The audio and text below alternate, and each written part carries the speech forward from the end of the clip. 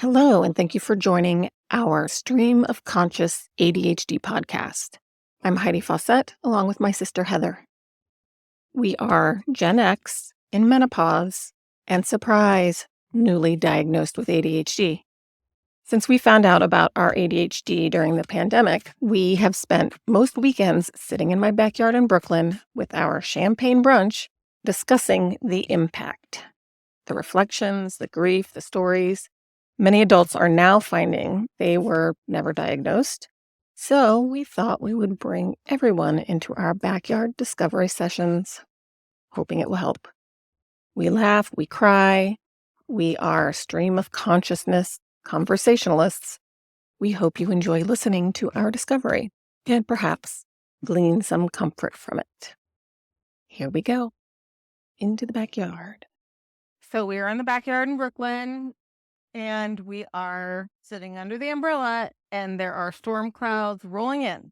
So you may hear that. We need to abandon ship in case it gets really windy. We have to put down the umbrella and bail out, as they say. Yes. All right. So the first thing I have on the list, well, it's not actually the first, but it's the first. Stop touching your hair first. Okay. Where's my hat? Oh, I left it inside. You're just gonna have to I'll sit on it. Uh-huh. Okay. This is a big thing. Even the woman who was talking about ADHD had a huge thing to say about eye contact. And I find this hands down. I'm good at eye contact when somebody's talking to me, but when I'm talking, Yes. I can't do it. I don't even know I'm not doing it. I'm just talking. And then later I'm like, I wasn't looking at them Yes. when I was talking. And they're talking to me.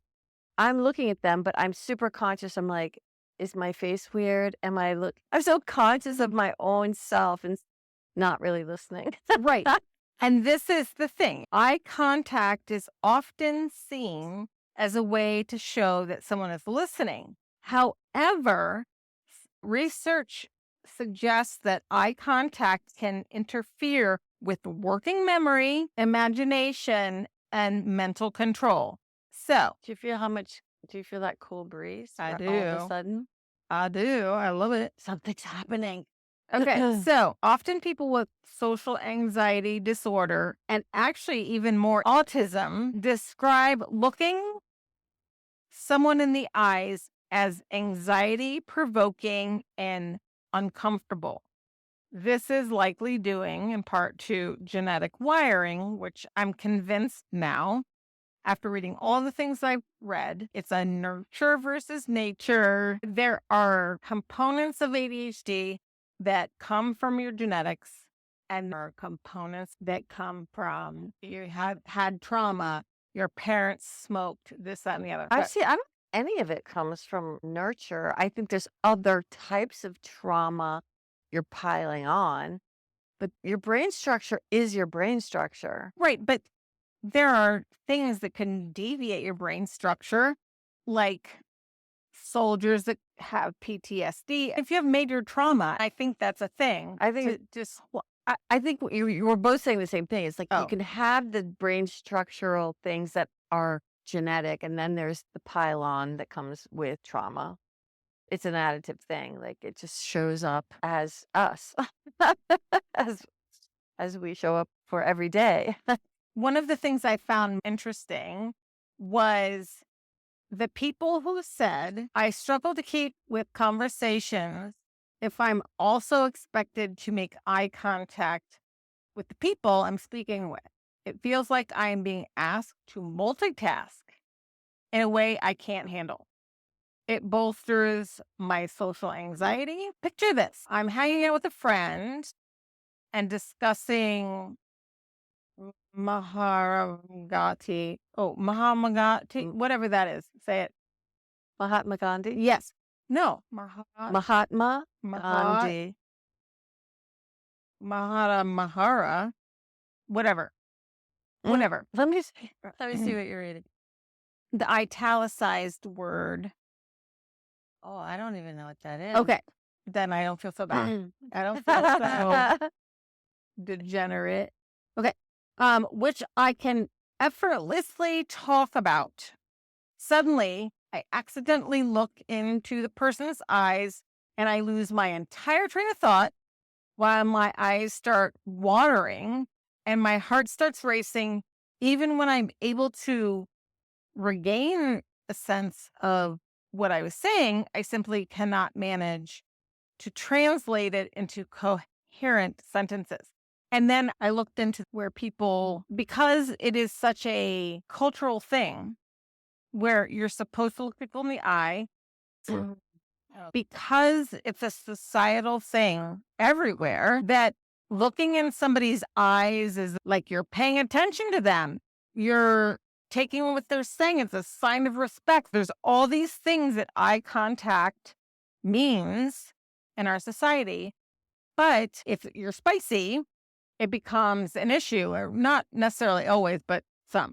Okay. The opposite, eye contact when I speak, but I can't look at the other person when they talk. So it's a very distinct thing. Like, well, I can look at you when I talk, although I think I look off often, but Same. I don't feel that discomfort. So this person was saying why you shouldn't insist on eye contact. Today I heard a professional I respect praising a young person for improved eye contact. I was quite taken aback, as it isn't something I have ever felt we should be insisting upon. Being as she's quite an enlightened person, it occurred to me that many people do not know what I know about eye contact. So I thought I'd share. Eye contact can be physically painful. Generally speaking, if somebody is talking to me, I'm fine with looking at them. But as soon as I respond, I'm looking here, looking there. I do the same thing. And it's more when I'm on a WebEx or a Teams situation, and when it's just one-on-one, really apparent to me, because as I'm listening, I'm looking at the person on the video and I'm watching them. Now, my eyes may not be at the camera, but if it were a face-to-face, I'd be looking right at their face. But when I'm talking, I sense myself not looking at them when I'm talking. I'm looking around, looking away, looking up, to the side, either side. And I don't remember where I'm looking because I am so in my own head Yes. that I am not external at all. I'm all internal when I'm talking because I'm just sort of talking about what I'm thinking. Yeah. And so I'm extremely internal and not at all external. So I don't even know what I'm doing, but I know I'm not looking at their face, or I don't remember that I'm looking at their face. Yes. And I know. And you can't even communicate well when you're forced to look at because You you're can't fool a thought. you're put into the external, or you're Yeah. forced there because you're self-conscious, and then you just can't even think. Right. So you can't convey the ideas and thoughts that you want to if you're doing something so unnatural for yourself. Right. It derails the whole conversation. Yeah. And so this was saying I can only maintain eye contact for a short period of time. If I try, my eyes will close against my will. So this leads to someone who has a more of extreme. And I've actually met people who will look at my forehead. Maybe they're trying to mitigate. So this person was like, it's painful to them because all of a sudden their eyes slam shut and they have no control over it. It's hard to explain why that is, but I'll try. If I am looking in your eyes, I'm really looking. I can see the array of colors, the pupil dilation, the reflections in your pupils, the whites of your eyes, the red blood vessels in your eyes. And if you're wearing contacts, I can see the outline of them. I see your eyelashes, how they're dark to light. I see if you're wearing makeup, your wrinkles. People get lost in the details of your face instead of actually listening to what you're saying, which is the opposite of what you think should happen, right? And there are people who responded to that and said, strangely enough, one of the most frequent criticisms I get is that I maintain inappropriately high levels of eye contact, which people find intimidating, awkward. So now I spend most of my time during conversations gauging when it's appropriate to look away, blank, etc. This whole phenomenon that as a society, you look at somebody, you make eye contact, that means you're friendly, it means you're listening, but that is actually the opposite of what is happening, which is remarkable to me. And that was one of the things they were talking about. And I have this problem. During meetings, I look at certain things. When I am presenting, I have to look at certain things or people I know. If it's somebody I do not know in the room, I cannot look at them. Otherwise, my brain just goes, "Pew," and I lose everything that I am. I prefer to look at people I don't know Interesting. because I don't care what they think. It's the people that I Okay. know, and I can read their face and their expressions, and I know them. So I prefer to read what I think is a blank slate, which is a stranger. Like I was telling you how I was presenting something to my people that I know last week. Oh, yes. But when I present the same information to strangers, I'm not nearly as anxious because I don't know them. So I prefer to have a pack of strangers over people that I know because I care what the people think because I know them. I think so many of us feel like people think that I'm not listening or I'm not, when I look away, when I'm talking, that they don't believe me. It's that whole line factor, which is a big thing for me. It's the opposite when we don't look at them because we're looking down. When we're talking, we're actually In our own head. In our own head, we're seeing the big picture. Or if we can't look at them when they're talking, we're actually processing because if we look at them, our minds go, "Pew." See, I have no problem looking at people when they're talking. I hear what they're saying. Now, if it's a stressful conversation, that's something different. Like my brain, if it's just a casual conversation about, there's no stress involved, looking at their face, they're talking. It's almost like I'm looking at their face, but not really looking at their face. I'm in my mind, I'm Processing. seeing the things that they're saying. Yeah. Okay. And I guess that's why like people train themselves to look at the forehead because that's like a blank slate and it allows you to look at a blank space. It looks like you're looking at them, but really you're just doing your internal and talking. Right. And you look above their eyes because to make eye contact is it's a strangely intimate thing. It can make you uncomfortable Yes. or it can make you comforted depending on the situation. When I'm talking, I look around. When they're talking, I can actually look. Same. But I don't always understand what they're saying because if they're distracting in any way, forget about it. I'm impressed by the people who can, and I'm thinking about if you're doing a job interview or some situation where somebody's presenting to you, where they're not, they can maintain eye contact. They sort of have a blank expression and they don't gesticulate with their hands. I'm always like waving my hands around. Yes, same. I'm always impressed when people can do that because that is a lot of like control Power. over like non-conscious things, right? Yeah. Because like when I talk with my hands, it's not conscious. I'm not trying to be distracting or anything. But I see people who can talk like they're a news anchor. And I'm so always impressed by that because that's not natural for me. Right. I feel like that all salespeople. Is that what it is? I don't know. Yeah, But I'm not that person. Because my face is very expressive when I talk, which is, I've heard, is not usual for ADHD spectrum people. It's usually kind of a blank, but and especially women, we have to learn to conform early on. So maybe that's part of it. But I'm always like looking around when I talk, gesticulating with my hands, and to see people just talking, it looks so relaxed and casual. Every time I observe it, I'm super jealous. I same. And I think that probably everyone in our position has the same thought. And that's why I hate being on camera. When I'm not on camera, I feel like I can do all those things and be more relaxed because I'm not being perceived. The idea of being perceived is a big deal. Like, don't look at me when I'm doing the thing. Yeah. Yeah. Just listen to what I'm saying. Yeah. So there are all these things that come from societal eye contact.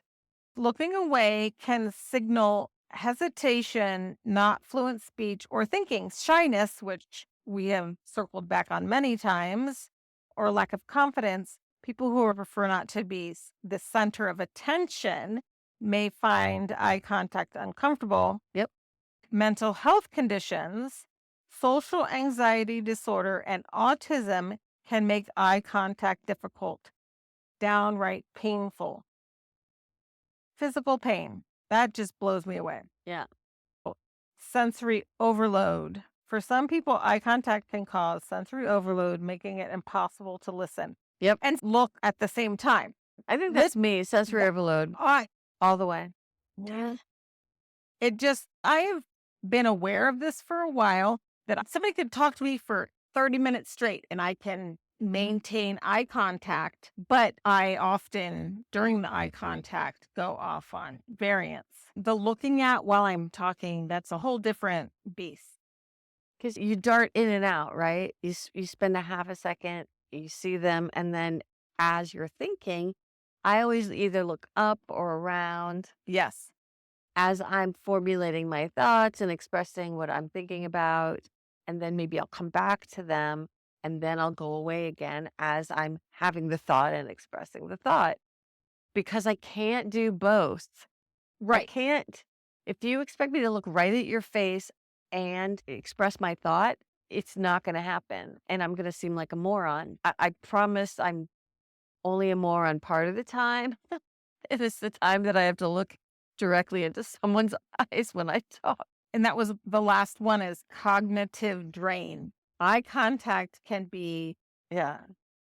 intense, It's like socializing. and it will drain your cognitive reserve. Yeah. And I'm on the same boat when it comes to talking to people and thinking about things. And I look all around. But I read this article one day that ruined me. Oh, no. Because it said that if you look to the right, Yeah, I've heard this as well. you're blind. Yeah. If you look to the left, you're accessing knowledge from your brain. Yeah, I think all that is nonsense. Oh my God. Yeah, I've heard that as well. It messed me up so bad because I was like, all right, so I'm talking to someone and then I find myself looking to the right. I'm like, they're going to think I'm lying. Like, this is so stupid. Yeah. Anyway, so eye contact. It's not that we're not listening. We're actually listening better if we are not looking at you. Correct. Or able to form knowledgeable sentences if we're not looking at you. I've developed strategies around, because I've experienced situations where making eye contact when I'm having a stressful conversation with someone, like say you're talking to your boss and she's just sort of dropped some crazy stuff on you and you're like, oh my God, oh my God, oh my God. And she's talking and you're looking at her, but you're so overwhelmed by what she's saying that you can't process it. And I've experienced this 1,000 times. Yes. But my strategy when I'm having the stressful conversation is, yes, I'm looking at her while she's talking, but I'm so overwhelmed by what she's saying, it doesn't even matter that I'm looking at her. Exactly. What I end up doing is asking a bunch of questions to stall while my brain is catching processing. See, that is so smart of you. And I know you've told me that you have done this in the past when somebody says something to you and you hear the whooshing. And so you say to them, how else would you phrase that? Or you ask Yeah, them I just ask a bunch of questions and it causes them to have to sort of repeat what they said or rephrase it or talk about a strategy to manage it while I'm just trying to catch up with what they originally said. Right. And that's brilliant. I don't know. I didn't know I was doing it. I'm just like, how do I fix this? How do I get through this? That is masking in its best. Yeah, for sure. Our reason for this podcast is to support and uplift women in recognizing the impact undiagnosed ADHD has on their lives and to know that they're not alone. Discovery and grieving for what life could have been if we had only known and had help can be hard sometimes. If you have any thoughts you would like to share, you can email us at genx.adhd.sisters@gmail.com. Thank you for listening. #GenX ADHD Sisters.